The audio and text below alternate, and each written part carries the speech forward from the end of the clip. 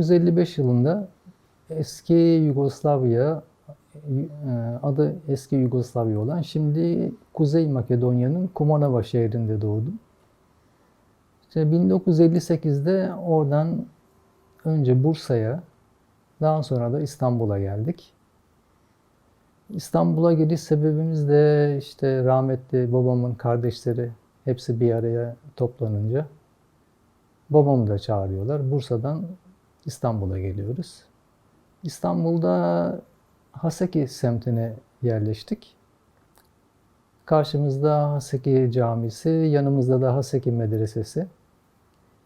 Tarihi çok eski fakat çok güzel bir yerdi. İşte orada 18 yaşına kadar ikamet ettik. Sonra vakıflar geri alınca binayı da biz boşaltmak zorunda kaldık. Güzel günlerimiz geçti. Aksaray yakın, Fındıkzade yakın, Cerrahpaşa yakın, Ali Paşa yakın, Koca Mustafa Paşa yakın. Çok iyi bir çocukluğumuz oldu.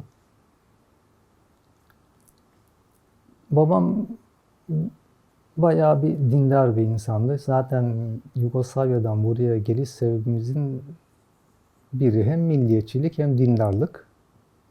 İşte Haseki Camii'nde yazın Kur'an kurslarına giderdik. Sonra biraz sesim güzel olduğu için bana ezan falan okuttururlardı. Ondan sonra ilkokulu Mahmudiye, Aksaray Mahmudiye İlkokulu'nda okudum. Ve hiç önlük giymedim.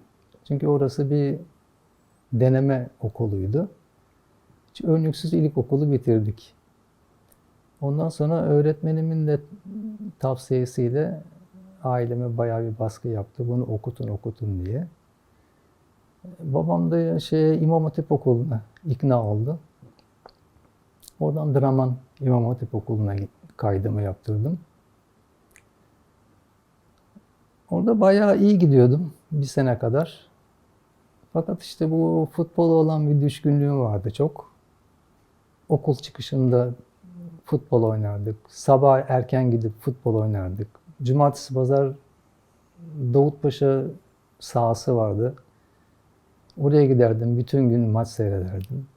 Derslerle pek fazla ilgim yoktu. Şimdi bir normal derslerle bir de din dersleri birbirine yüklenince bu sefer çalışmadığınız zaman bayağı bir geride kalıyorsunuz. İşte orta 3'e kadar zar zor gittim. Orta 3'ten sonra tıkandık kaldık. Ondan sonra okuldan ayrılmak zorunda kaldım. Okulun en büyük faydası, ben çocukken Ramazanlarda böyle çok radyoyu yapardım. Hep Kayra Radyosu'nu bulurdum. Oradaki okunan ezan çok hoşuma giderdi. Yani bir hayranlık vardı. Arap şivesine karşı. Bir gün okul çıkışı Fatih Camii'nden geçerken Cuma namazını kılmak için girdim. Baktım, radyoda kurcaladığım ses orada. Şeyh İsmail isminde bir hafız. Ondan çok etkilenmiştim. Sonra Muhammed Abdüssamet vardı. Ve onu daha o zamanlar tanımadığım için Sultanahmet'e gelmişti. Onu duymadım, yani canlı olarak duymadım. Daha sonra işte okulu bıraktık. Haseki Camisi'nde de o vardı, başkanı vardı, dernek başkanı. Aynı zamanda hamamı işletiyordu. Sen dedi, işe mi başladın dedi, işe başladım dedim. O seni dedi kaybettik dedi. Çünkü hem iş hem gitmek biraz zor oluyor tabii. Genciz de. Neyse, ondan sonra biz işte Gedikpaşa'da ben işe başladım. Sayacılık yapıyorduk. Orada da sezon, yani 3 ay çalışıyorsunuz, 3 ay hemen hemen hiç iş yapmıyorsunuz. Ama 3 ayda da o deli gibi çalışıyorsunuz. Ben sahurdan sonra işe gidip de gece 12'ye kadar çalıştım. 17-18 gün çalıştığımı biliyorum. Çok yorucu bir işti. Neyse, askere kadar orada idare ettim. Sonra askere önce Erzincan'a, sonra Ağrı Patnos'a gittik. Soğuğu sevmeyen ben en soğuk yerlerde askerlik yaptım. Askerden sonra Gedikpaşa'ya gitmeyeceğim dedim ve eski semtim yine Cerrahpaşa'da bir arkadaşım vardı. Ya dedi bize dedi şey lazım. Makinede çalışacak biri lazım. Sen dedi zaten biliyorsun dedi bu işi. Yani saya tıraşlamayacağın dedi. Düz deriyi inceltip dedi. Saat kordonu yapıyorduk. Ben de onu kabul ettim. O iş yeri de böyle Cerrahpaşa Camii'nin böyle karşılıklıydı. Biraz çaprazındaydı. Bizim patronumuz da biraz dindardı. O Cerrahpaşa Camii'ne bir müezzin gelmişti. Gözleri görmüyordu. İşte onu alıyordu, dükkana getiriyordu. Sohbet, muhabbet, çaydı derken bir gün bir kaset getirdi. Teybe koyduk. Abdülsamet. Muazzam bir ses. Çok güzel bir ses. Çok etkilendik. Sonra kasetler birbirini takip etti. Ben de onu taklit etmeye başladım. Yani onun çeyreği kadar olamasa da biraz gayret gösteriyorduk. Sonra patronumuz ya dedi şurada dedi bir şey var dedi. Mescit. Orayı dedi şey yapalım. Restore edeceğiz. Maaşınızdan dedi biraz dedi kessem dedi olur mu? Dedik ya yani şey mi? Gerçekten olabilecek bir şey mi? Ya içinde ben de varım dedi. İyi o zaman dedik. Sonra o mescidi tamamladılar, restore ettiler.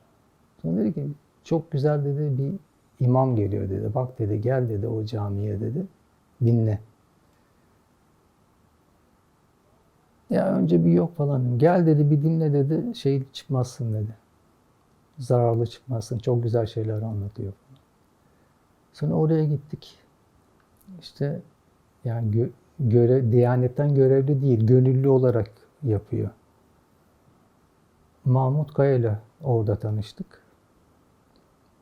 Osmanlıca hocası.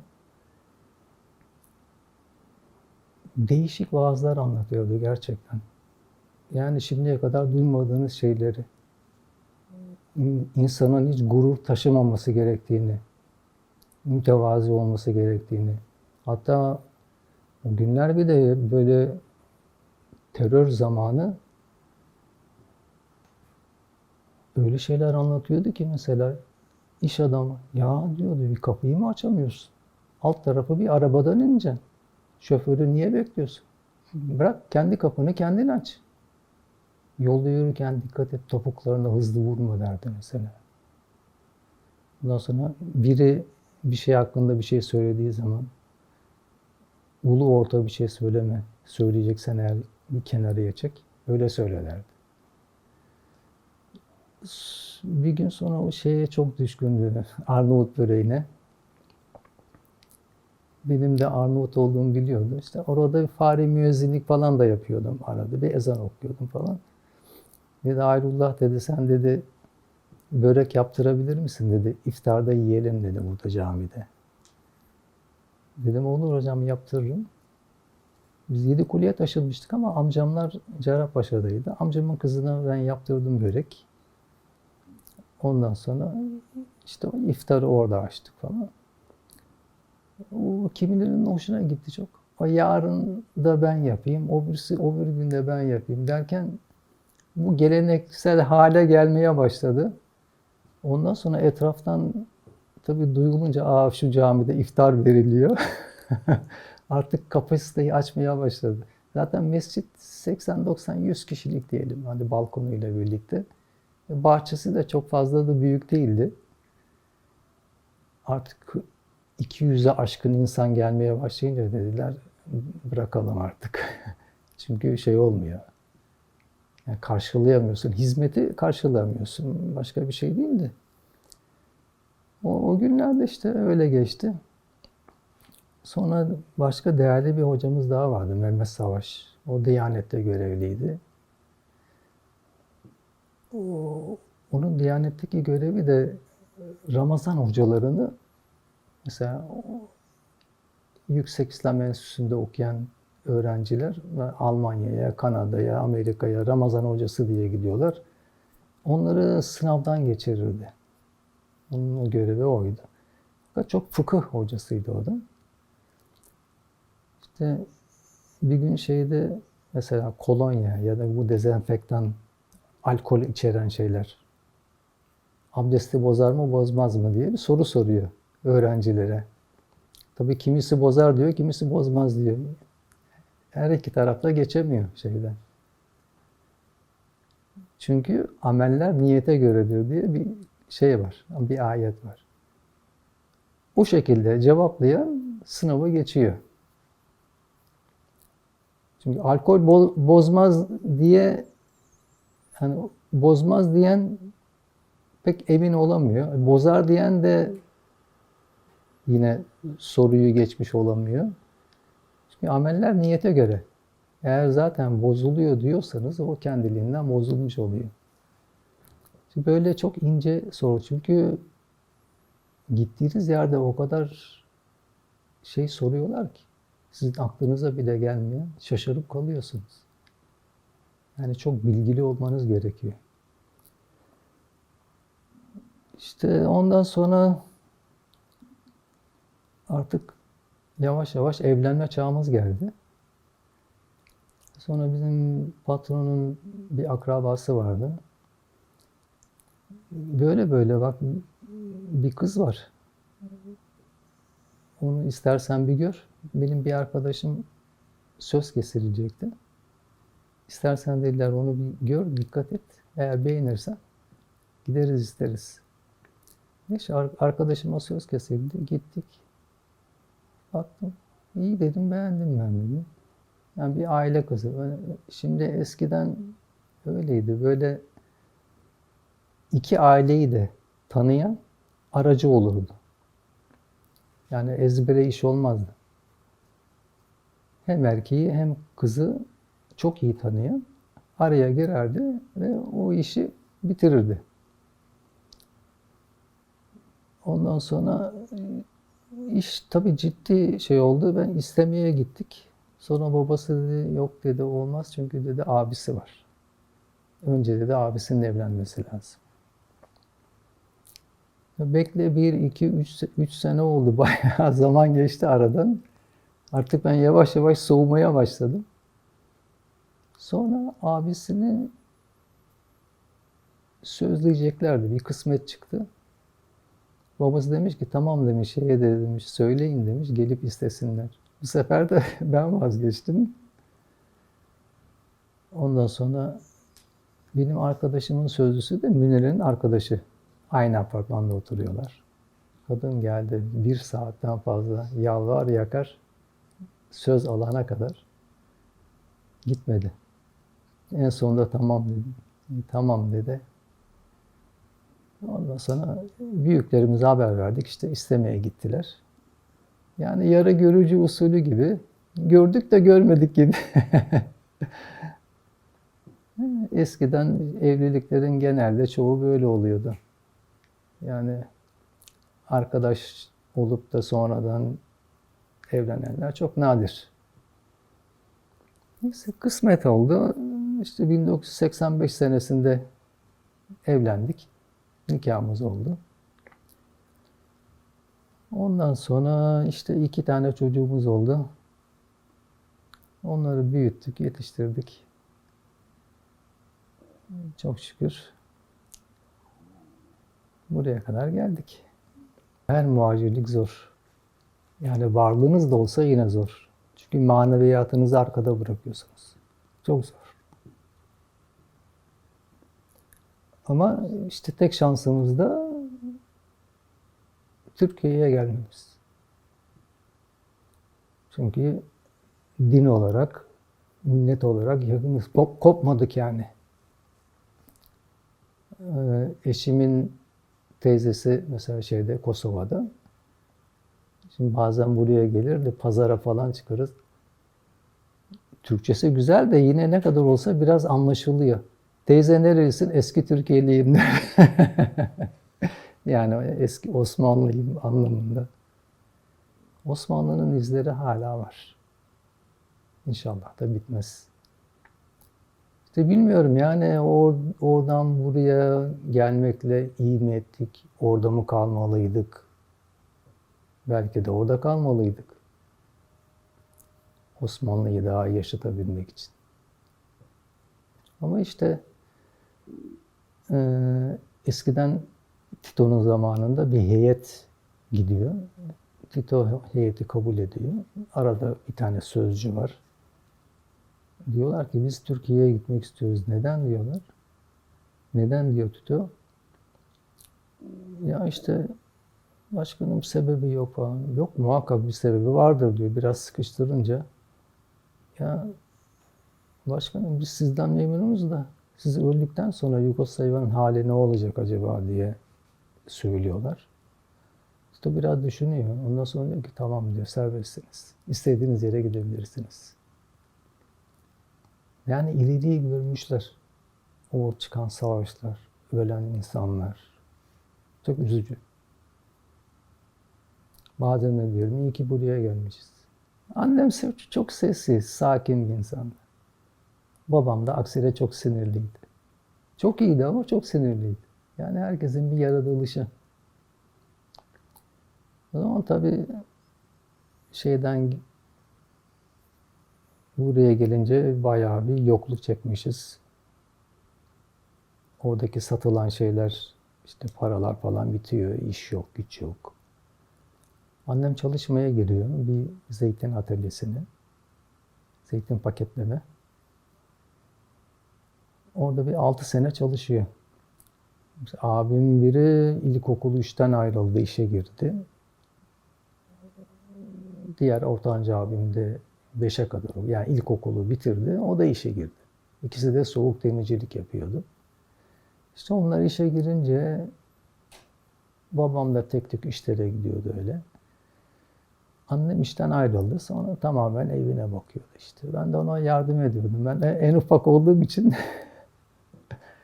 ona ev işlerinde. Çünkü ahşap binada şeyin bitmiyor. Temizliğin bitmiyordu. Ben her gün temizlik oluyor. Zaten duvarlar o zaman böyle su bazlı boyalar falan, saten boyalar falan yok. Tamamen kireç.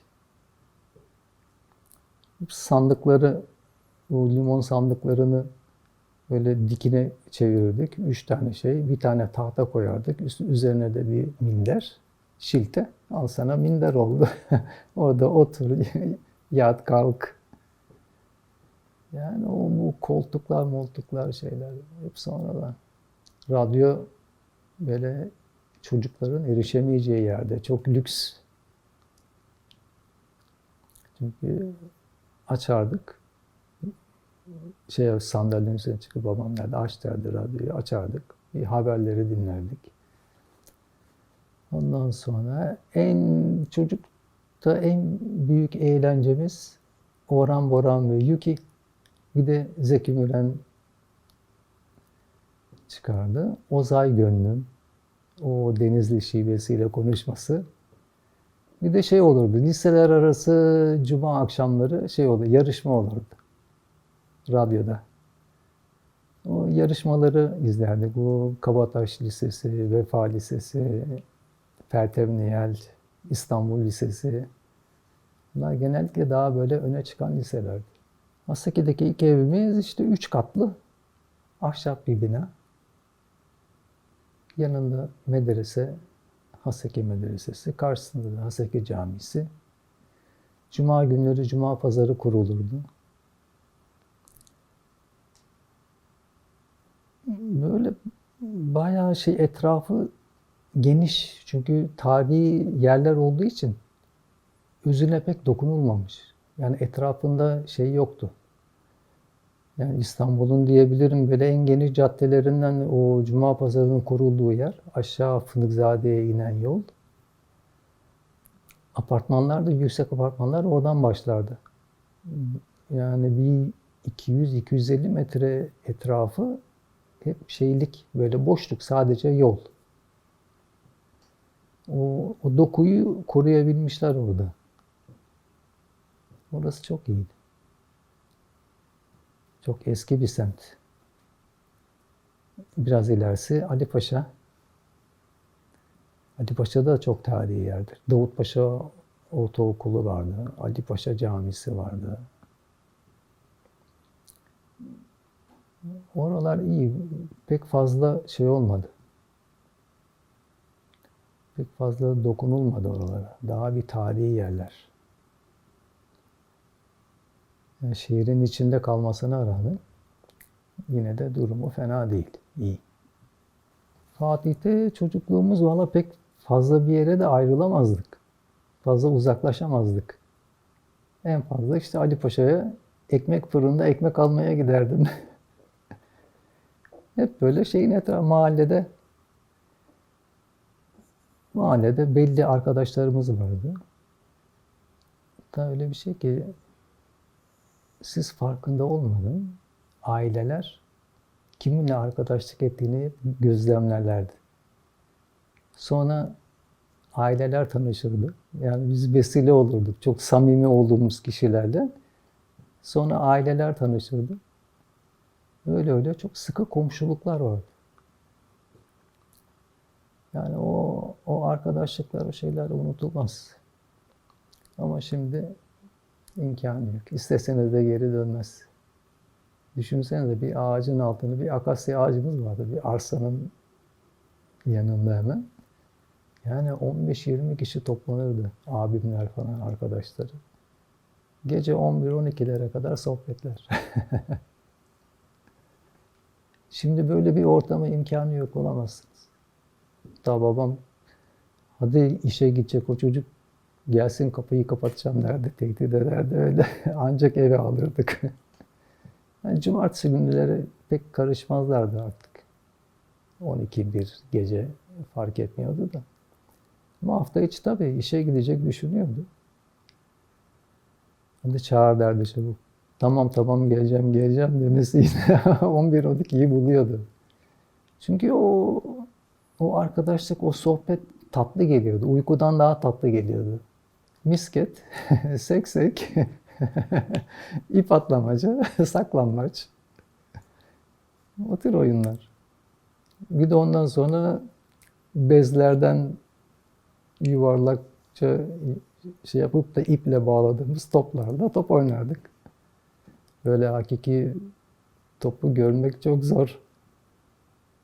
Daha belli bir zaman sonra bir arkadaşın abisi maça gitmiş de top şeye kaçmış, tribüne kaçınca alıyor topu. Alıyor topu saklıyor. Maçı seyretmiyor, kaçıyor maçtan. O topla biz bayağı oynamıştık. Meşin yuvarlak. Yani herkes de öyle top, böyle krampon falan yok.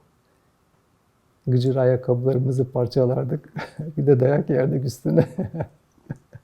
Niye yeni ayakkabıyla top oynadım diye.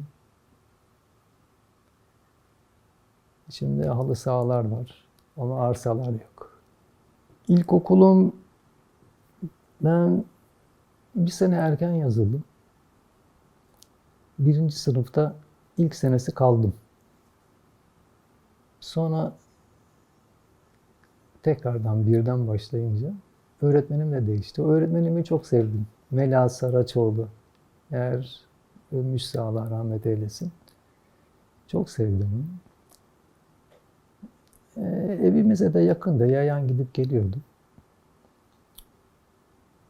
Okul güzeldi işte. Deneme okulu olunca bir önlük zorunluluğu da yok. Kıyafet zorunluluğu yok. İşte o zamanlar şey olurdu. Yerli mallar haftası olurdu. Herkes bir şeyler getirirdi. Daha sonra işte hale baktı, durumu iyi olanlar Hani evlerinden poğaçaydı, börekti, şeydi yani bütün sınıfa yetecek şekilde. Öyle getirirlerdi. Beslenme şeyi olurdu. Derslerimiz de iyiydi. 4. 5. sınıfta ben açıldım bayağı. Zaten o zaman pek iyi de aldım diplomayı. Yoksa şeye kaydolamıyordum. İmam Hatip'e çünkü şey yapıyorlardı öyle sınavlı falan değildi. Mesela ilkokul notum 5 ise oluyorlardı. 5 değilse almıyorlardı.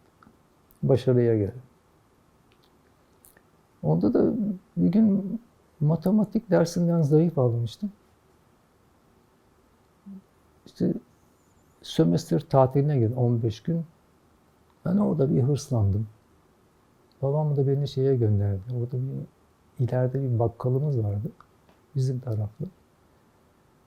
Ya dedi bu çocuk dedi matematiğe dedi pek dedi kafası dedi basmıyor.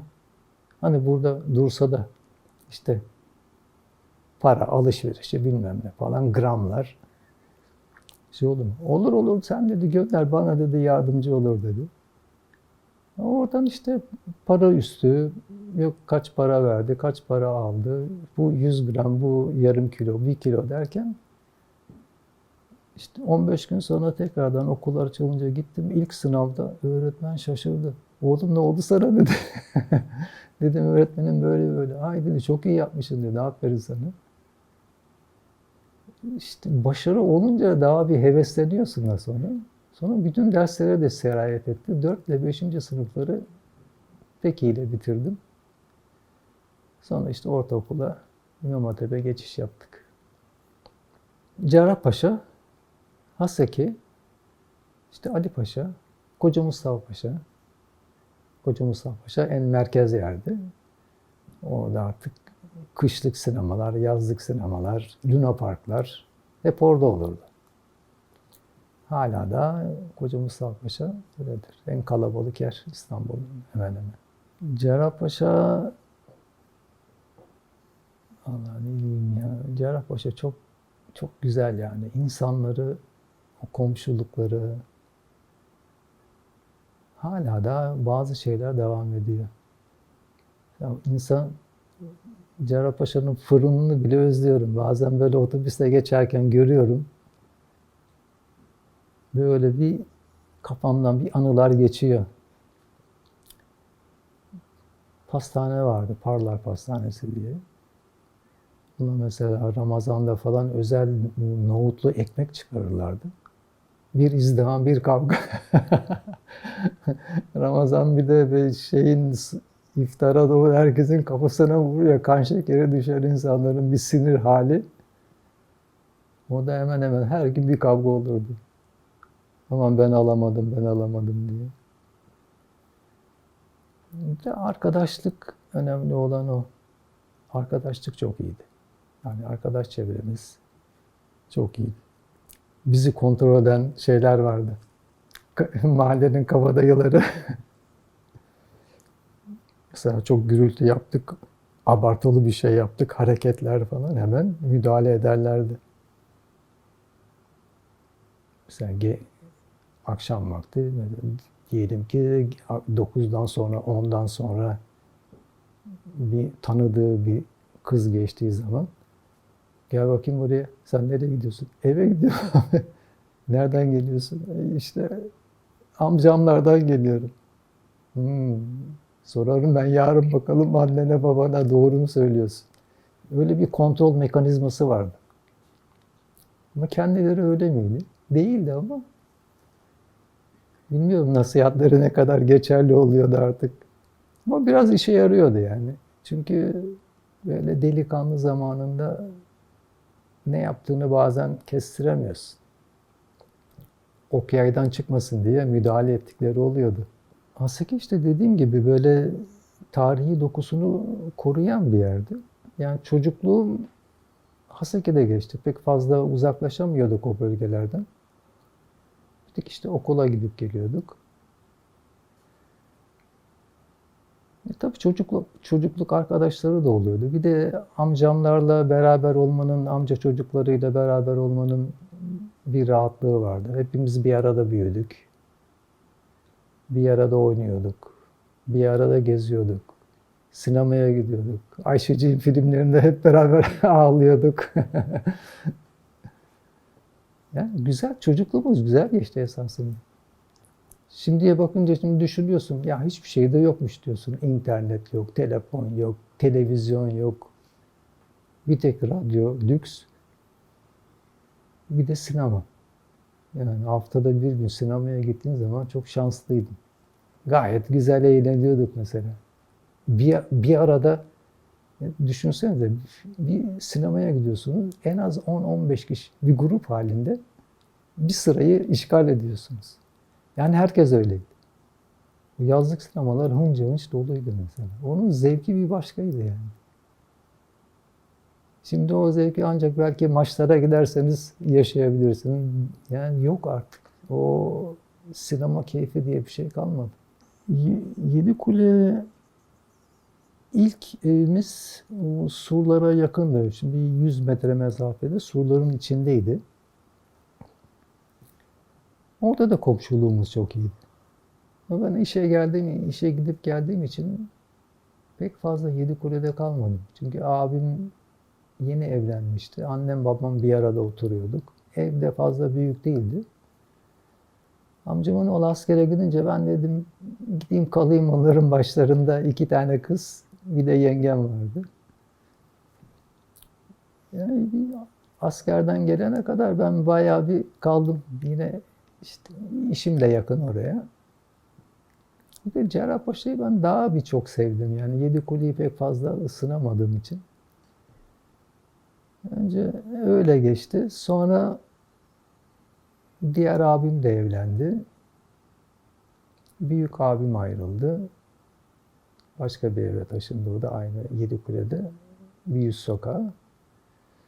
Sonra ben de evlenince ortanca abim de apartmanı 2 kat üste taşındı.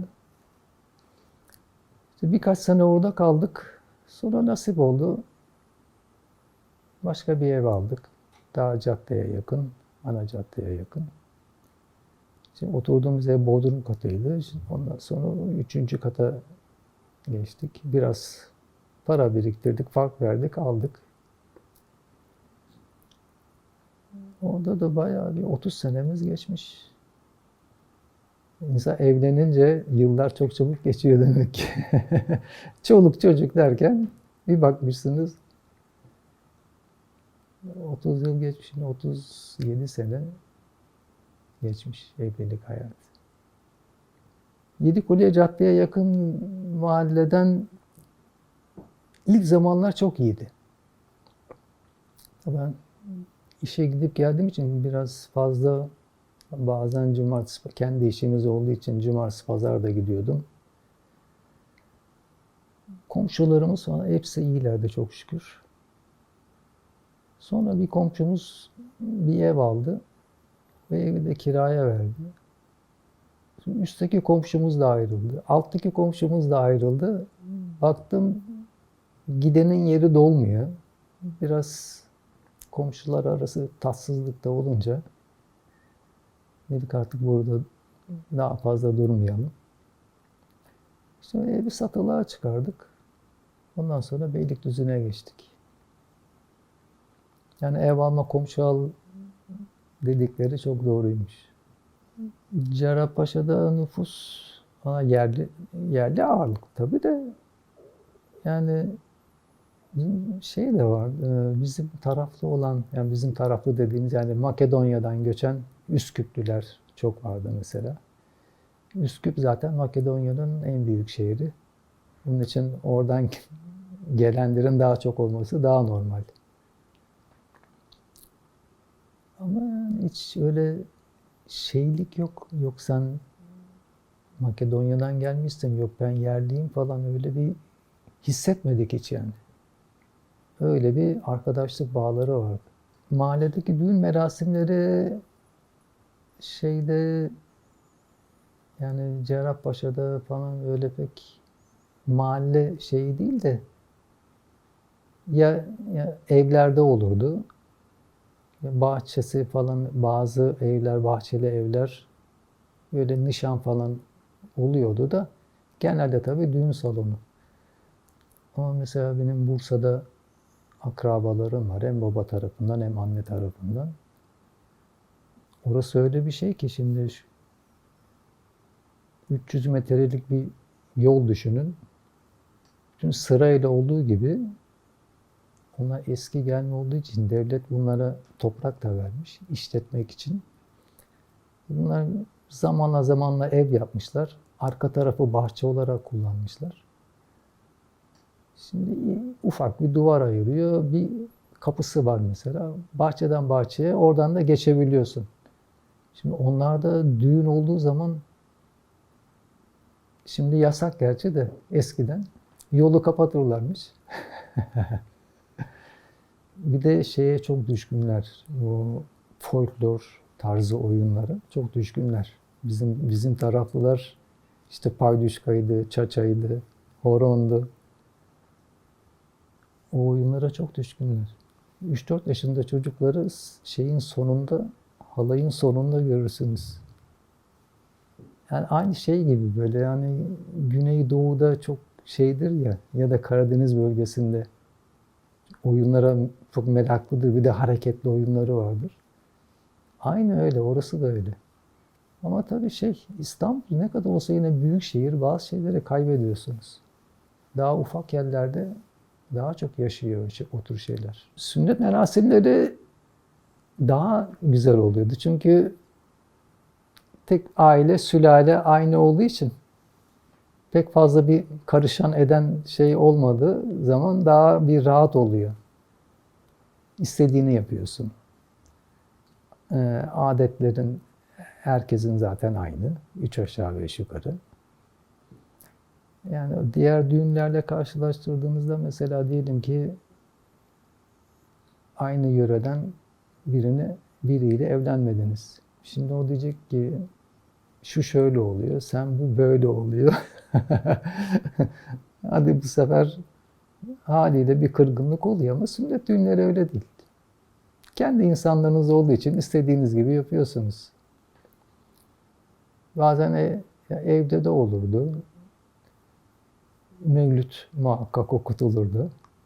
Mevlütsüz sünnet olmuyor. Zaten önce bir mevlüt okunur, sünnet olur, eğlence daha sonra. Bayramları hiç sormayın. O kadar uzağız ki şu anda. Şimdi nasıl anlatsam? Kimse gelmiyor kapınıza bayramlarda, değil mi? Eski bayramlarda da kapı kapanmasın diye ayakkabı ya da terlik koyarlarmış. Aradaki fark bu kadar fazla. Hiçbir eğlence yok. Hiçbir şey yok. Sadece bir dini görevi yerine getiriyorsunuz. Büyüklerinizi sevindirmek için.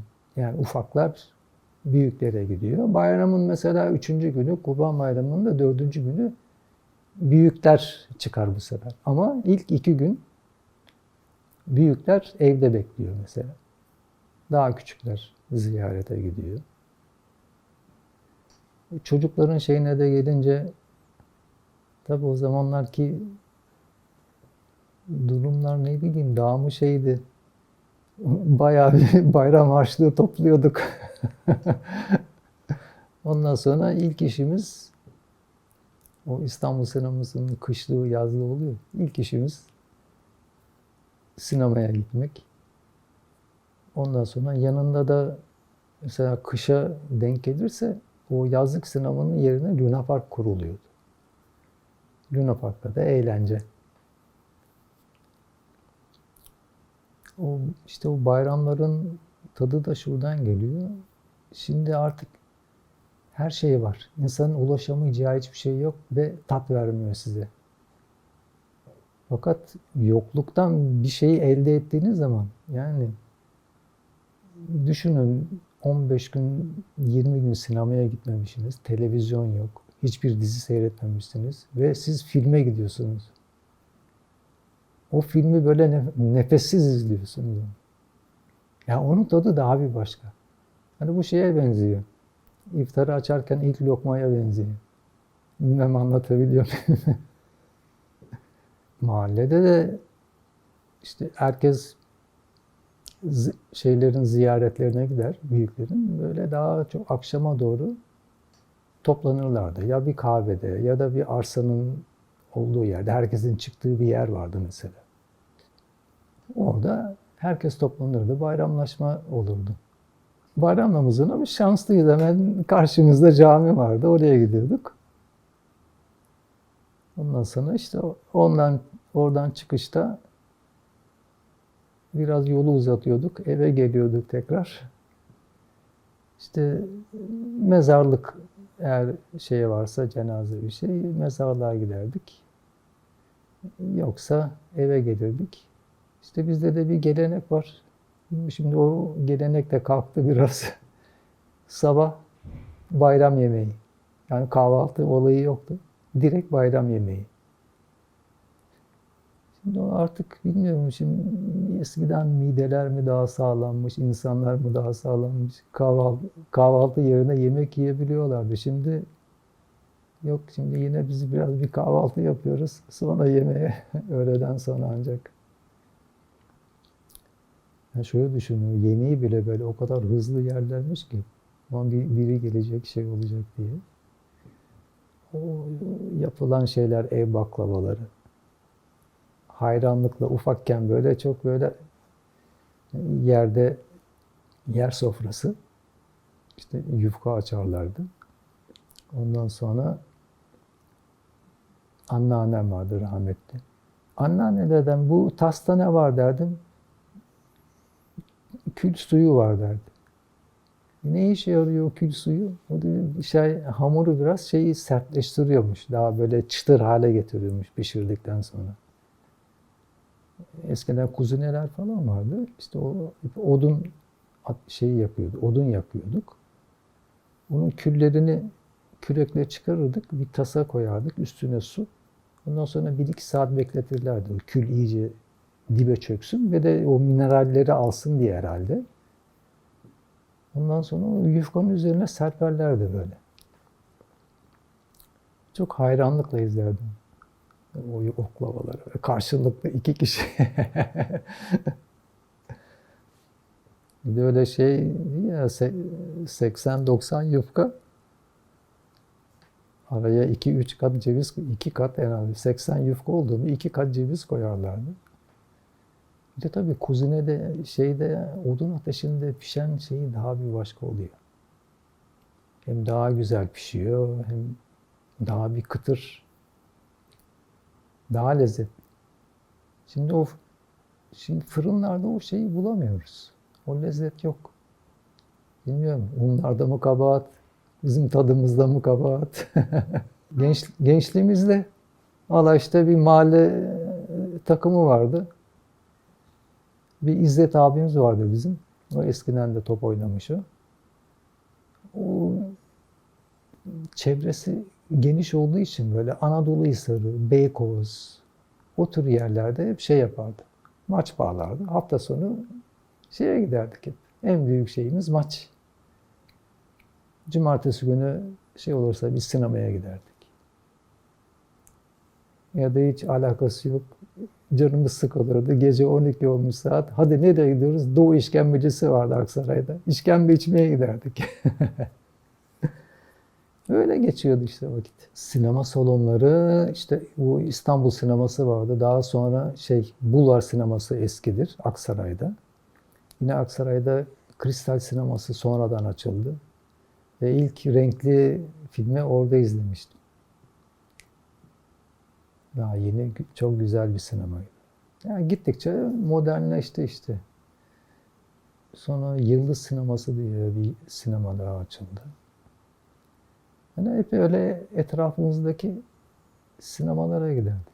Şimdi o Kristal, Yıldız, onlar hep oldu.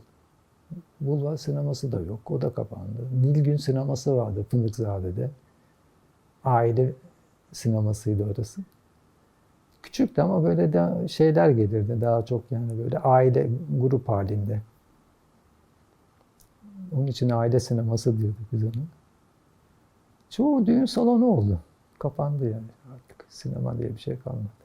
Arkadaşlar oyun oynardı. Ben biraz seyrederdim. Sıkılırdım. Sonra Cerrahpaşa'ya giderdim. Orada biraz otururdum. Orada da sıkılırdım. Tekrar geri dönerdim. Ondan sonra oyunu bozardım. Hadi ya maç yapalım ya da şuraya gidelim falan. Öyle. Pek çünkü bir oyunla fazla bir şeyim olmuyordu. Pek oynamayı sevmezdim de seyretmeyi biraz seviyordum. Ya benim işim gücüm işim hep futbolla. İmam Hatip Okulu ortaokuldan.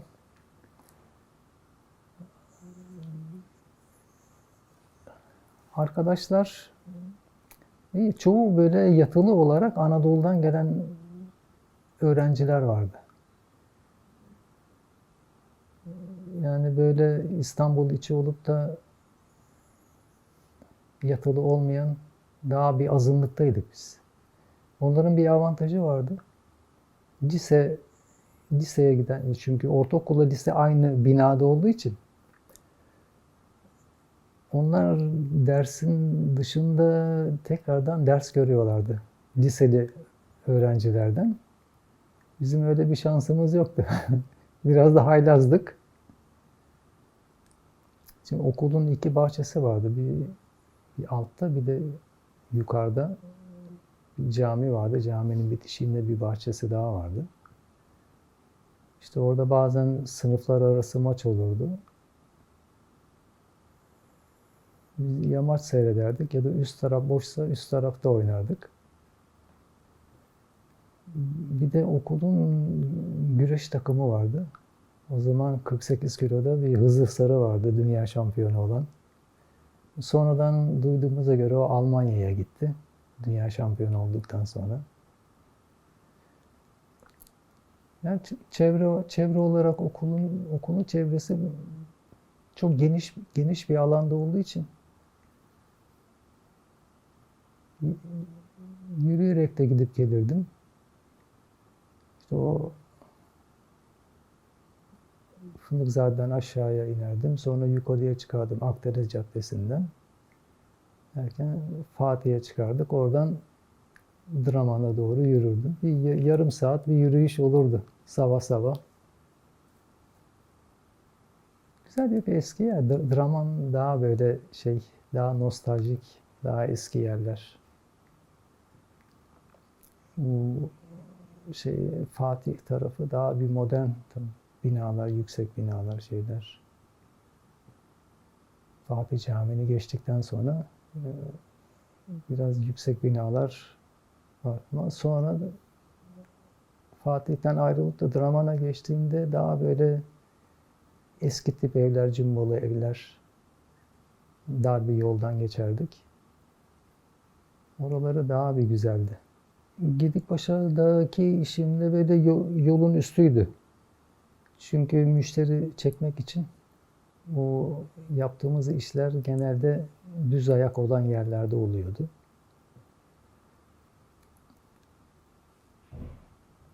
İşte esnaf sabah erken gelip tabla şampiyonası olurdu. Dediğim gibi yani sezonluk şeyler 3 ay iş olur, 3 ay iş olmaz. Bakmışsınız kalfa transferleri başlardı. Futbolcu transferi gibi. Çok ilginç gelirdi bana. Adam alır tezgahını, bir bakmışım başka bir yere gitmiş. 2 gün sonra başka bir yere taşınıyor. Dükkan değiştirirler. Hep böyle aile apartmanlar bile hep artık böyle iş hanına doğru çevrilmiş. Aile yoktu. Bir iki tek tük. Onları da zaten tanırdık. Herkes tanırdı aileyi. Çalıştığımız yerdeki arkadaşlar şeyde bir iki kişiyle çalıştım. Gedikpaşa'da. O da Trabzonluydu. Fanatik futbol hastasıydı o da. Galatasaray yenildi mi ceket yerlerde. O derece. Fakat çok iyi anlaşırdık. Hatta pazar günleri ya da cumartesi öğleden sonra iş çıkışında giderdik. O da Eyüp tarafında oturuyordu. Onların mahallesine giderdik. Arkadaşlarıyla falan tanışırdık. Sohbet, muhabbet. Ondan sonra işte Cerrahpaşa'daki iş yerinde de orası biraz kalabalıktı. 13, 14, 15 kişi oluyorduk. Galatasaray'la Arda'nın dayısıyla çok samimiydik. O benim çok eski mahalle arkadaşım. Annesiyle annem de yani onlar da tanışıyorlardı mahalleden. O da çok iyi top oynardı. Ama şey yoktu. Akıl yoktu diyelim yani. Topla oynamayı çok seven. Ondan sonra biraz kavgacı da bir mizaçtı. O ilerleyemedi pek. Sonra bana bahsediyordu. Koca Mustafa Paşa'da bazen böyle denk geliyorduk. Şoförlük de yapıyordu. Babasının bir taksisi vardı. Bazen denk geliyorduk. Ayullah gel bak halı saha maçına benim oğlum şöyle oğlum böyle bir yeğenim var diyordu Arda diye. O da çok iyi. Bir türlü kısmet olmadı. Belki de Arda ile beraber top oynayacaktık ama kısmet olmayınca olmuyor. Sonra Arda bayağı iyi ilerledi gitti. O işte onda da bazı huylar, karakter bir genetik galiba. Gidip bu dükkanlar tamamen hep ayakkabı üzerine. Yani ayakkabıya ne ihtiyacın var mesela olan yerlerde, mağaza gibi olan yerler, yani düz ayak tabir ettiğimiz yerler, hanların altındaki dükkanlar. Onlar diyelim ki mesela nalbur, solüsyon, yapıştırıcı, ondan sonra iplik satanlar, ayakkabı tokası satanlar, dericiler, bir de eskiden tabanlıklara meşin koyarlardı. Meşinciler, o tür şeyler. Ama üst taraflar hep tamamen ayakkabıcı üzerine. Ayakkabı üzerine. Bir de bol bol var, mezeciler vardı. Gedikpaşa'da mesleği valla çok da zor bir şey değildi yani. Sadece makinenin şeylerini ayarlıyorsun. Bir de onun bir dönen bir bıçağı var. Bıçak körlendikçe onu tıraşlama vardı mesela. Bıçak bitince bir tek o bıçağı değiştirme olayı vardı. Bir de onun yumurta tabir edilen bir yumurtası vardı. Deriyi bıçağa doğru iten. O bazen işte ayaklar değdiği zaman bozulabiliyordu. Bir de onu sökme takma işlemi. Ustam onu öğretmişti. Daha 3 ay sonra o Almanya'ya gitti. Dükkanı tamamen bana bıraktı. Bir ay kadar da öyle tek başıma idare ettim. Yani zor bir şey değil esasında da. Daha çok çalışma üzerine. Yani böyle 7-8 saatlik mevzular değil. İş olduğu zaman dediğim gibi sahurdan sonra gidip gece 12'de evde olduğum zamanlar oluyordu. Piknik yapmak için en ideal Belgrad Ormanı. Arada bir Çatalca'ya gidiyorduk. Ya da yazın işte denize, Kumburgaz'a. Mahallede arkadaşlar toplanıp giderdik. Eğlenmek istediğimde bizim yani tek eğlencemiz sinema. En büyük eğlencemiz oydu yani. Ondan sonra ya bir maç seyretmek, televizyonda maç varsa maçı seyretmek ya da top oynamak. Başka bir eğlencemiz yok. Mahalle arkadaşlarıyla bir grup halinde toplanıp muhabbet etmek. Yani tek eğlencemiz o. Spor yaptığımız herhangi bir yer yoktu. Bir tek Çapa'nın bir antrenman sahası vardı. Bir de Davutpaşa'nın sahası vardı. Bazen oralara giderdik antrenman yapmaya. Ama dediğim gibi pek mesela Davutpaşa'nın sahasında 3-4 kez ya oynadım ya oynamadım. Genelde daha çok böyle karşı taraflara gidiyorduk. Anadolu Hisarı gibi, Beykoz gibi. Oralarda oynuyorduk. Bursa'ya gittiğimiz, Mudanya'ya gittiğimiz oluyordu. Top oynamak için. Bizim patron da çok biraz top hastasıydı. Fakat hiç top oynamamış. 40 yaşından sonra top oynamaya başlamış. Adam o kadar hasta yani top hastası. Onun Bursa'da ilk geldiklerinde Bursa'ya gitmişler. Pastane falan açmışlar. Bayağı şeydi. Onların da orada akrabaları falan vardı. Hadi bu hafta biz geliyoruz. Siz sahayı ayarlayın. Maç yapacağız. Önce vapura binerdik. Vapurdan sonra Yalova'ya kadar. Yalova'dan da otobüsle Bursa'nın otogarını. Artık o Bursa'nın otogarına gidene kadar otobüstekilerin kafası şişerdi. Bir arkadaşımız vardı, sanat müziği hastası. O bir başlardı söylemeye, biz grup halinde hep birlikte. İşte gençlik böyle, düşünemiyor insan. Gedikpaşa'da hemen çaprazımızda bir lokanta vardı. Genellikle oradan yerdik. Ya da bir mezeleri çok iyi olan bir yer vardı. O şeydi, onlar bizim tarafta, torbeş derlerdi. O torbeşler zaten pastane üzerinde, fırın üzerine, yemek, lokantalar falan hep şeydir. Torbeşlerden çok çıkar. Yani buranın Bolusu gibi bir yer, öyle düşünün. O Amerikan salatasını falan çok severdim. Meze çeşitleri vardı, onlardan yerdik. Bazen usta, o da çok şeydi, meraklıydı, yemek yapma meraklısıydı. 2-3 esnaf toplanırdı. Tüp vardı, tüpte yemek yaparlardı, öyle de yerdik. Cerrahpaşa'da Aksaray'a doğru inerken bir vatan lokantası vardı. Oraya çok giderdik. Benim bir işte Bolulu bir arkadaşım vardı. O vatan lokantasının yemekleri çok çok iyiydi yani. Ya da Parlar Pastanesi vardı. O meşhur, oranın işte börekleri, poğaçaları falan iyiydi. Bazen de öyle geçiştirirdik. O şekilde. Şimdiki gibi böyle yemek kartı falan olmadığı için alışveriş yapmak için genelde pazara gidiyordu. O zamanlar daha böyle marketler falan yok ya da bakkallardan, mahalle bakkalının ya da pazardan. Mahalle esnafı. Mahalle esnafı şimdi hemen Hasaki'deki evin yanında Zakir amca vardı. İsmi Zakir. Efendi, ağırbaşlı, yaşlıca bir adamdı. Ufak bir yerdi. Oradan alışveriş yapardık. Karşımızda bir bakkal vardı. Zamanında muhtarlık yapmış. Hatta ben mesela peynir içemezdim. Bana peyniri sevdiren adamdı.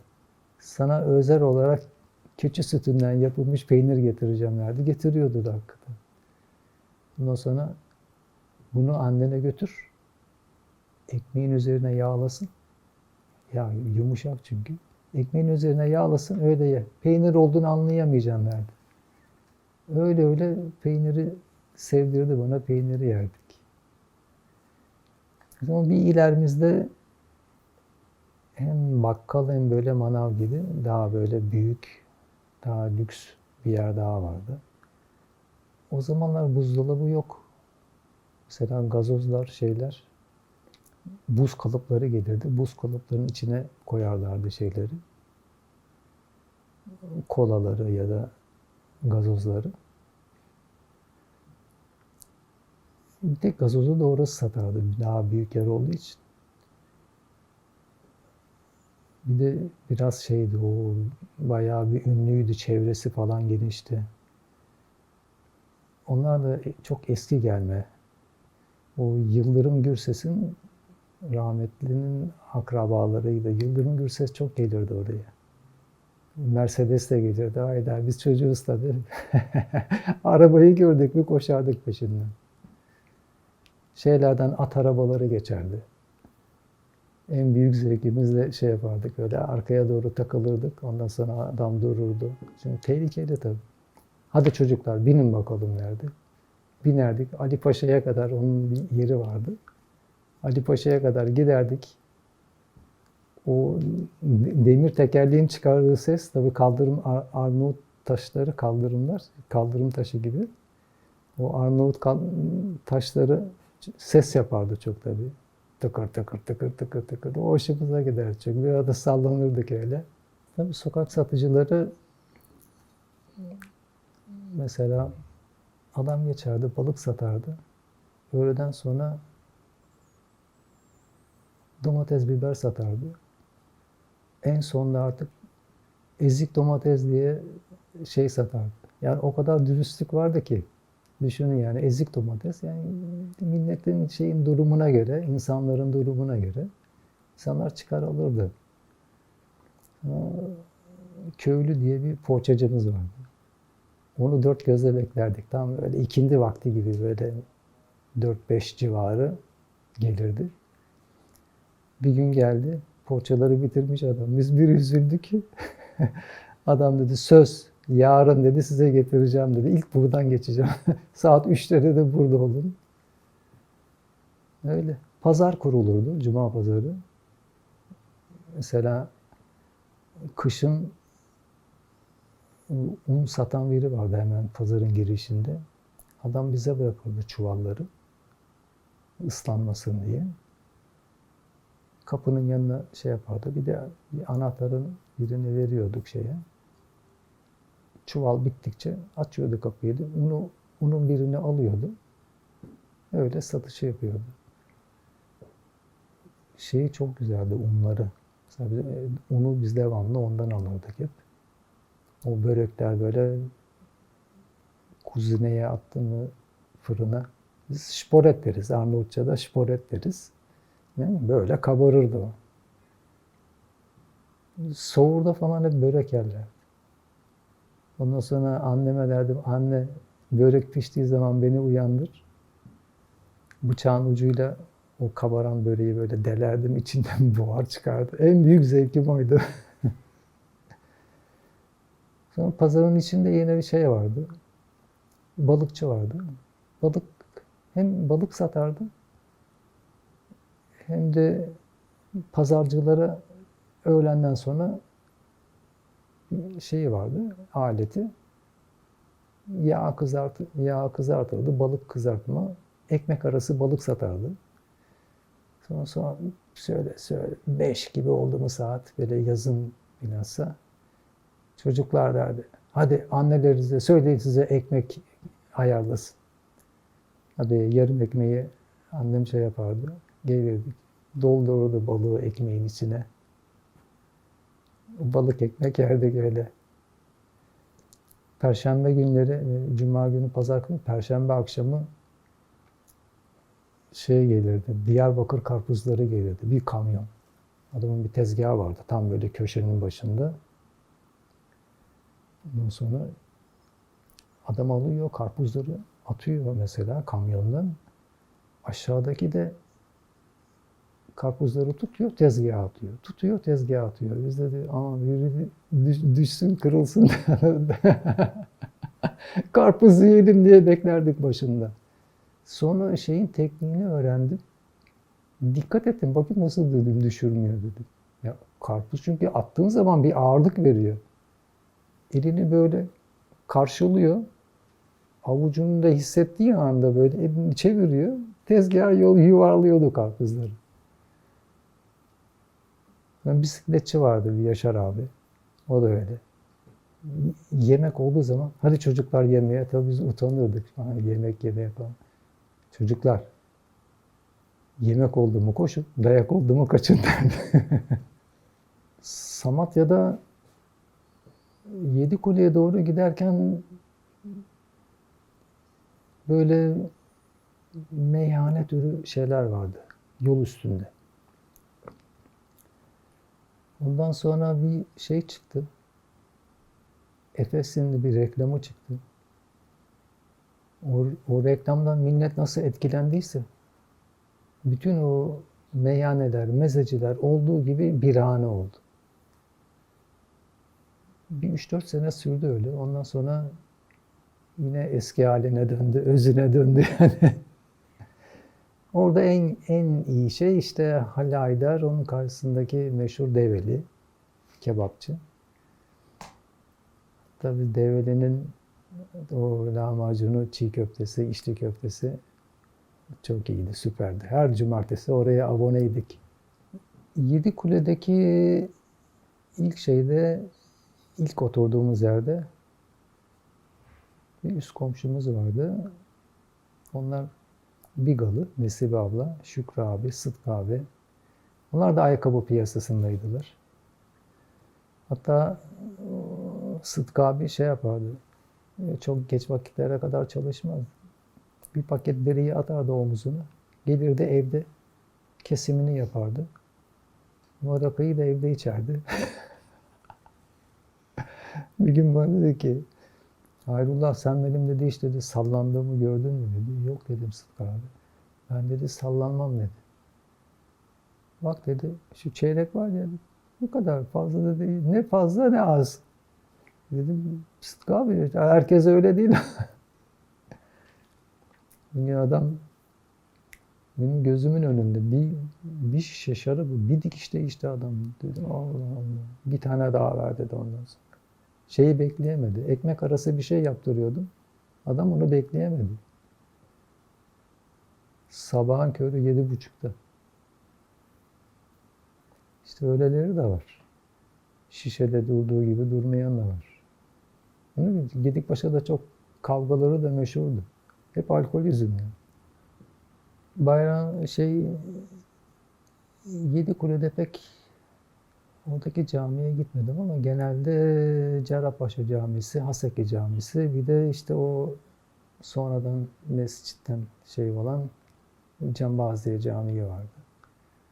Genelde oralara gidiyorduk. Yedikule'de Hacı Evahattin Camisi vardı. O pek orada kalmadığım için fazla oraya pek fazla gidemiyordum.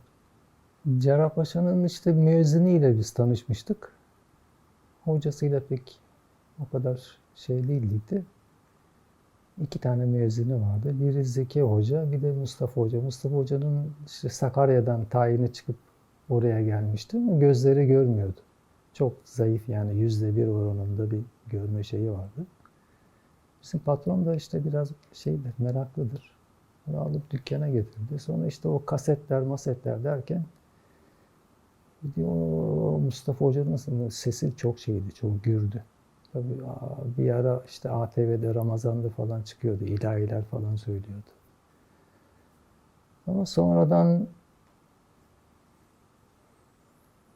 uzun bir ara görüşmedik. Bir ara bir görüştük. Biraz fikirleri pek fazla hoşuma gitmemeye başladı. Biraz şöyle çımartmış gibi geldi bana.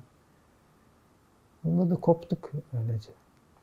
İşte bir tek Canvaziye Camii'nde onlar işin hakkını veren gerçekten yani biri din adamı, biri din adamı değil ama kendini dine adamış ve bilgisini veremeyeceğim diye üzülen kişiler. Çayı sırf demli ve içerdi. Hiç su katmadan. Ondan sonra hocam yapmayın böyle ya zaten diyor biraz diyor kalbimde bir rahatsızlık var falan dedi. Hiçbir şey üzülmem de bildiklerimi aktaramamaktan çok üzülürüm diyordu. O Mahmut Kaya hocamız. Zaten diğeri o Mehmet Savaş çok efsane. Fakat niye hiç televizyonlara çağrılmazlar benim de ona hiç aklım ermiyor. Yani o kadar değerli kişiler.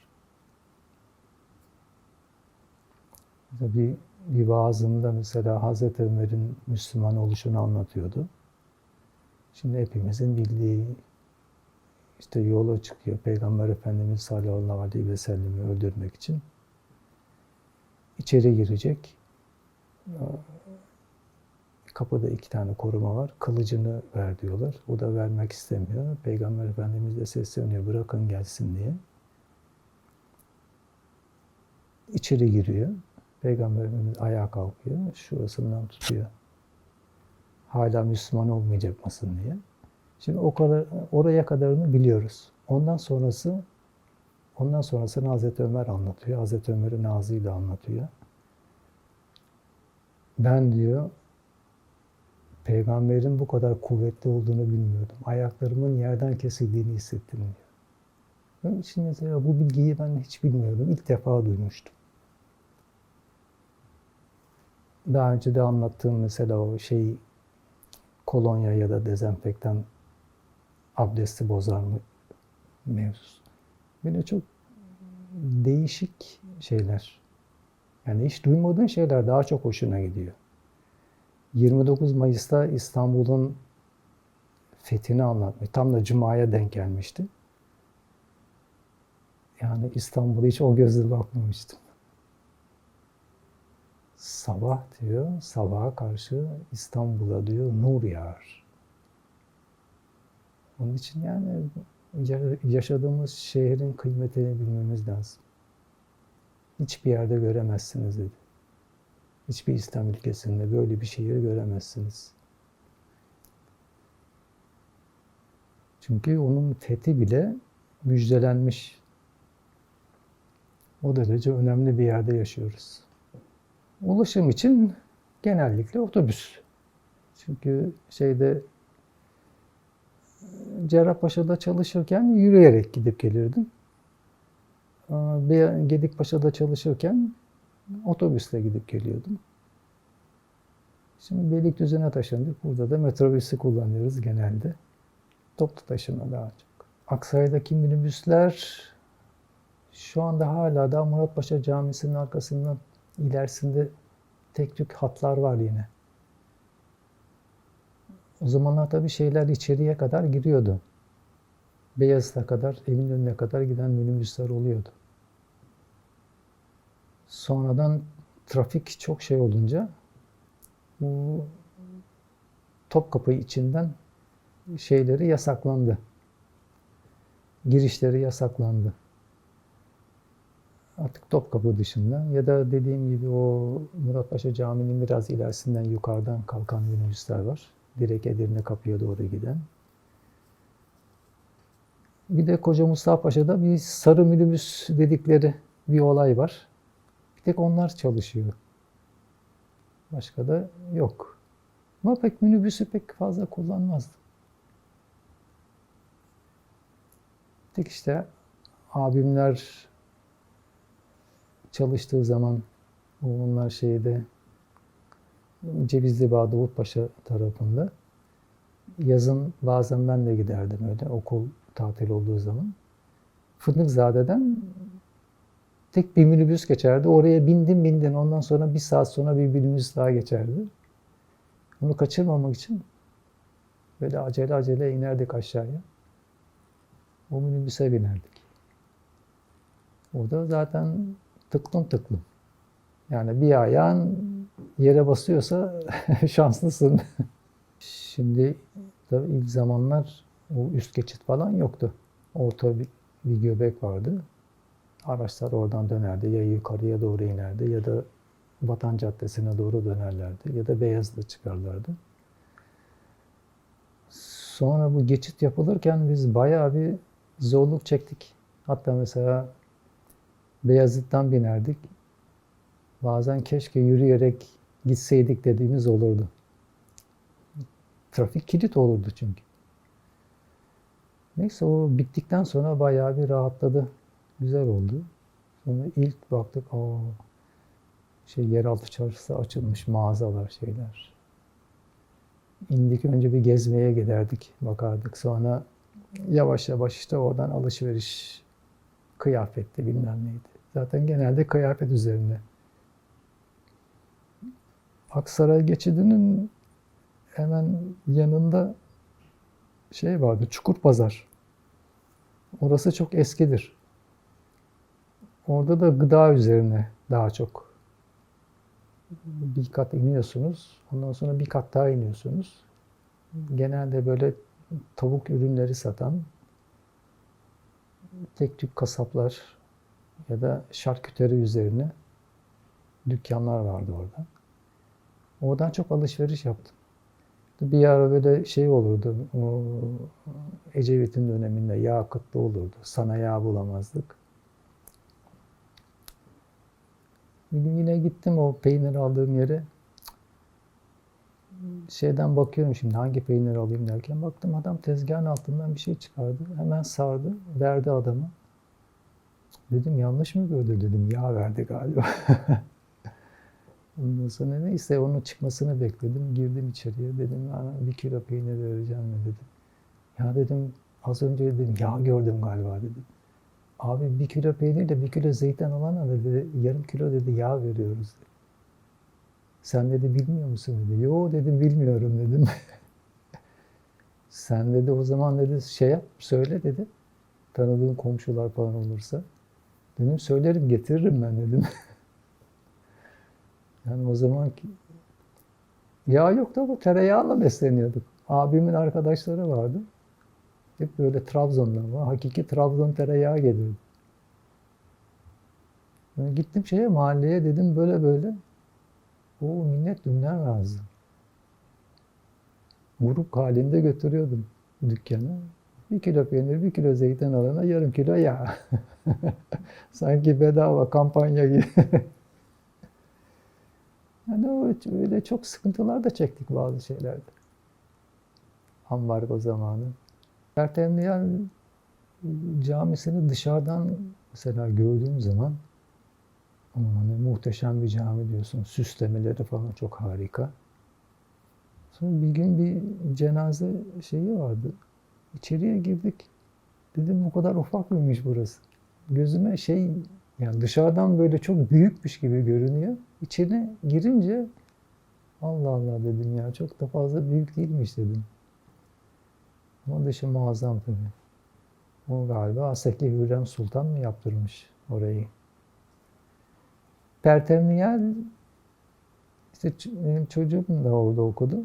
İlk hazırlık okuduğunda binanın o ön tarafını cadde üzerindeki şeyi veriyorlar. Hazırlık okuyanları. Burası çok gürültülüydü. Şikayet ediyordu. Baba hiçbir şey anlamıyoruz falan. Neyse hazırlık bittikten sonra arka bölümdeki şeyi alıyorlar ki sesten fazla rahatsız olmasınlar diye. Tabii eski köklü okul. Onların isimleriyle büyüdük.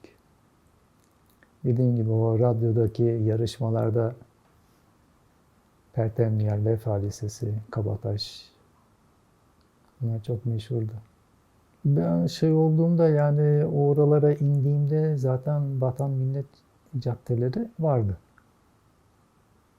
Yani en fazla işte o şeye kadar açılabiliyorduk. Fındıkzade'ye kadar, Cuma Pazarı'nın bitimine kadar. O caddeler hep vardı. İşte Menderes zamanında o yollara o Kanada kavağı diye çabuk büyüyen bir ağaçları dikmişler. İşte onlar da çok polen yapıyor yalnız. İşte onun tek sıkıntısı o. Şimdi erken budama yapıyorlar ki polen olmasın diye. Millet Caddesi'ni tabii eskiler anlatıyordu. Daha buraya uçak mı inecek, ne gereği vardı falan. Aynı mantalite yine devam ediyor maalesef. Bir tek işte metro yapıldığı şeyi, o Dalan'ın zamanındaki. Bir onu hatırlıyorum. Sonra Vatan Millet Caddeleri ben kendime bildim bileli onlar var. Şu anda bile trafik yine kilit yetmiyor yani. O derece büyüdü İstanbul. İşte Haseki Camisi ile Haseki Medresesi tarihi yer orası. Bir de Ali Paşa, mesela Davutpaşa Lisesi de tarihidir.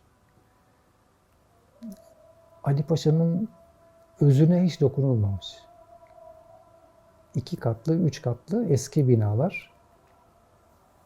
Hatta binaların altında çoğu hep böyle esnaf, yani dükkan olarak düşünmüşler. Bir üst katta, bir üst katı da oturma yeri olarak düşünmüşler, ev gibi. Tarihi simitçi fırını vardı. Bir de ekmek fırını tamamen odunla pişirilen, odun fırınlarıydı. Simitçiler oradan Aksaray'a ya da başka yönlere oradan dağılırlardı. Orada simitçiler geçtiği zaman mis gibi simit kokardı. Yani adı üstünde çıtır simit tabir ettikleri. Biz o devri yaşadık. Hakikaten simidi ısırdığımızda çıtır diye ses gelirdi. Ama şimdi öyle bir şey yok. Cerrahpaşa'daki hastane bayağı geniş, bayağı büyük.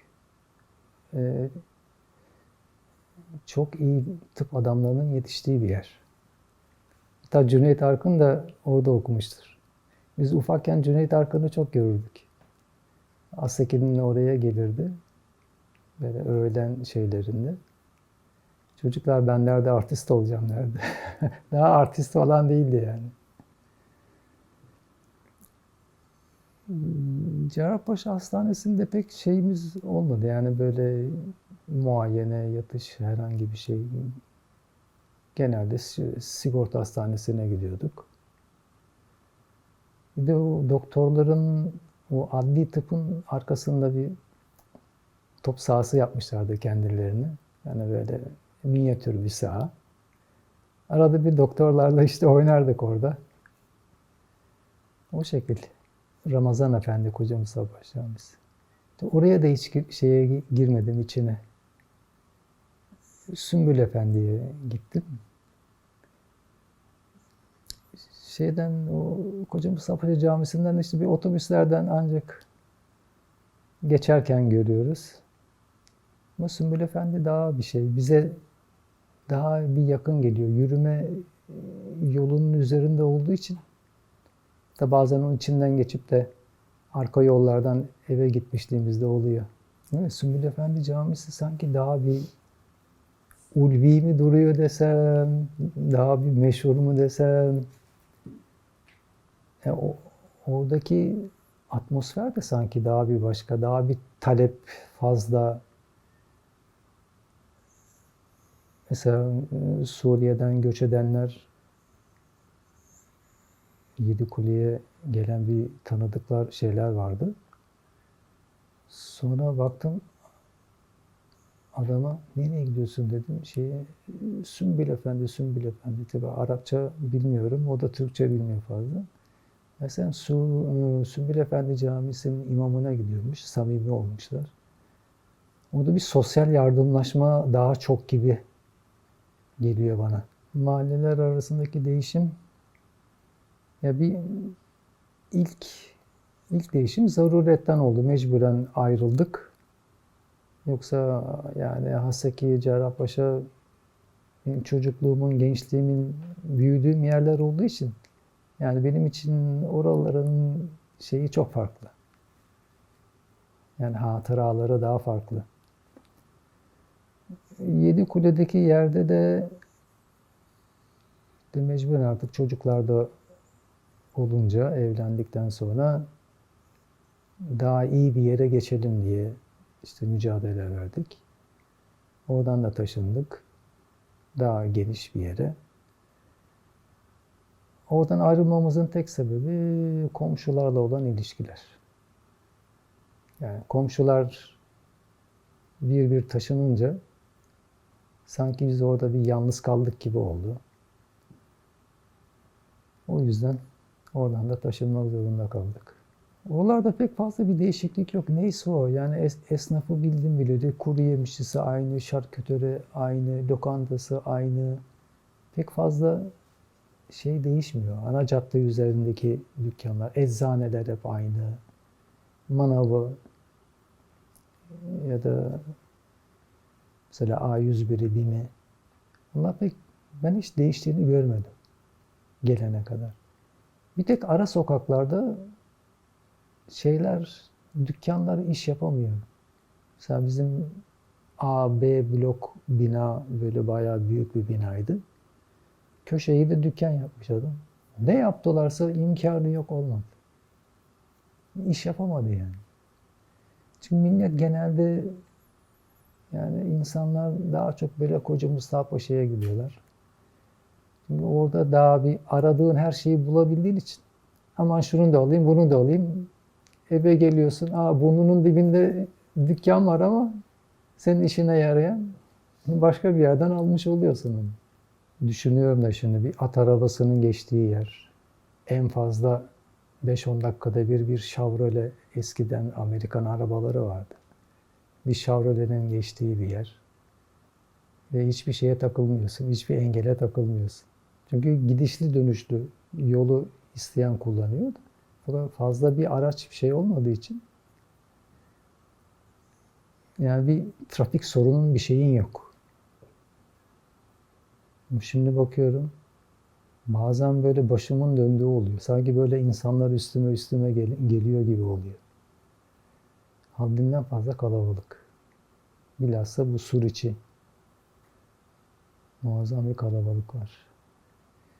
Bir de eski insanlar sanki daha mı anlayışlıymış, daha bir toleranslıymış. Streslerimiz mi yokmuş? Şimdi en ufak bir şeyde bir kıvılcım çıkıyor hemen. Daha bir tahammülsüzlük oluyor artık. O şehir içinin vermiş olduğu bir yorgunluk mu artık bilemiyorum. Bizim bu Yedikuyu'daki mahalle fazla bir göç almadı. Çünkü mesela bir Aksaray'a nazaran Aksaray daha merkez, Fatih, ona keza. Buralar daha fazla göç aldı. Bilhassa Suriyeliler. Yedikule'de de biraz şeyler var. Afrika kökenli. Bunlar biraz daha fazla gibi. İşte daha böyle 2 katlı, 3 katlı eski yerlerde, kiraları ucuz olan yerlerde oturuyorlar. Suriyeli tanıdığımız bir iki aile vardı ama onlar da işte duramadılar. Onlar da Esenyurt'a taşındılar. Oradan Hadımköy'e taşındılar. Onlar için de çok zor. Bir de çok kalabalık olunca mesela iki aile bir arada oluyor. Bir de çocuklar çok olunca 8-9 kişi. Kızı evlendi mesela. Almanya'ya iltica etti. Şeye bakmıyorlar. Bir ara müracaat etmişler Avustralya'ya gidelim diye. Yani burada biraz tabii zor. Bunca insanı memnun etmek de kolay değil. 4 milyona yakın Suriyeli var yalnız. Bir de bu Afrika kökenlileri sayarsak 4,5-5'i bulacak. Evet, Yedikule'deki bostanlar şimdi Sümbül Efendi'den aşağıya gittiğim zaman Perşembe Pazarı'nın kurulduğu yoldan gidersek boydan boya bütün olduğu gibi bostanları gezmiş oluyoruz, görmüş oluyoruz. Bir ara yolu şaşırdım. Dedim şu yoldan gitmeyeyim de bu yoldan gideyim. Ya erken dedim vakit. O bir baktım iyice ta bostanların dibine kadar inmişim.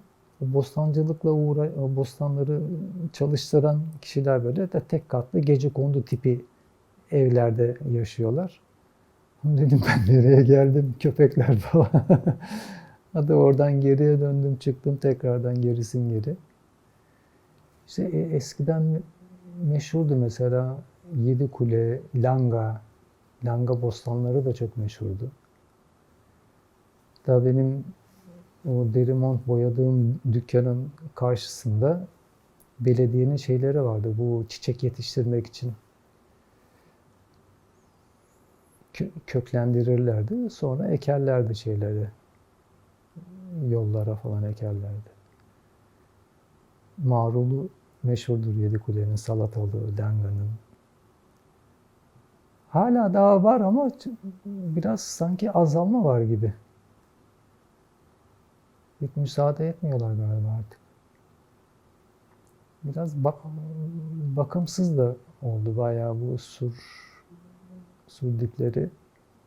Langa'daki atölye tarihi bir yerde orası. Ve iki katlı. Ondan sonra burası ne böyle Bizans surlarının örüldüğü taşlardan örülmüş. Yani eski taşlar. Burası ne olabilir dedik. Sonra işte birisi anlattı. O da merak etmiş. Burası dedi Bizans'ın zamanında tuz deposuymuş. Da böyle zeminin hemen şeyinde şöyle bir şey vardı. Ağzı açık, şöyle hafif meyilli. Burada dedi tuzları dedi biriktiriyorlarmış dedi. Ondan sonra dağıtıyorlarmış burada. Ya Fatih şöyle, Fatih bir tarih, bir gelenek, bir görenek. Ama işte o gelenekler, görenekler değişince insanlar da, ya bu şeyleri yapan da insanlığın kendisi. İnsanlar değişince mecburen uzaklaşıyorsunuz. O eski insanları bir araya getirebilsek o zaman biz de gelmiş oluruz tekrardan, ama bu çok zor görünüyor. Artık bir yerden koptun mu geri dönüşü zor oluyor. Hani eskiler derdi, ekmeği koparırsın kolay da onu birleştirmeye, eski haline getiremezsin derler.